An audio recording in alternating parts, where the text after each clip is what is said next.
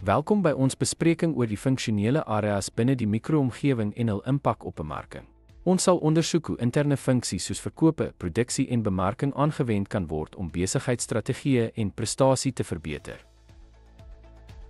'n Sterk verkoopspan is noodsaaklik om inkomste te genereer deur effektiewe kliëntebetrokkenheid.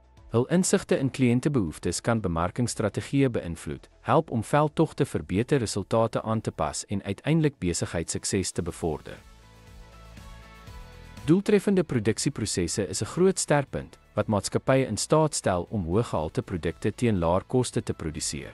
Hierdie doeltreffendheid ondersteun mededingende pryse en die vermoë om vinnig aan te pas by markveranderinge of spesiale bestellings. 'n Goed georganiseerde bemarkingsafdeling is noodsaaklik vir die bevordering van handelsmerkbewustheid en die generering van leidrade. Hul kundigheid in marknavorsing en verbruikersgedrag is noodsaaklik vir die skep van effektiewe bemarkingsboodskappe en posisionering in die mark.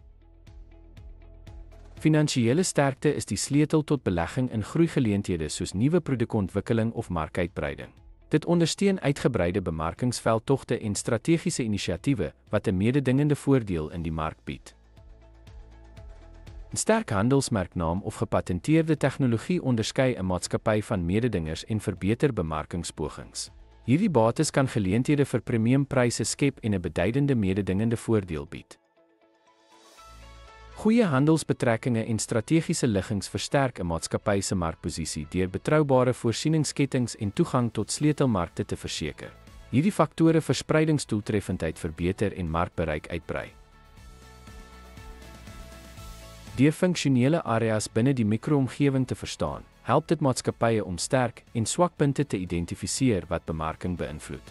Deur sterkpunte te benut en swakpunte aan te spreek, kan besighede strategieë optimaliseer en groter sukses behaal. Dankie dat u by hierdie verkenning aangesluit het.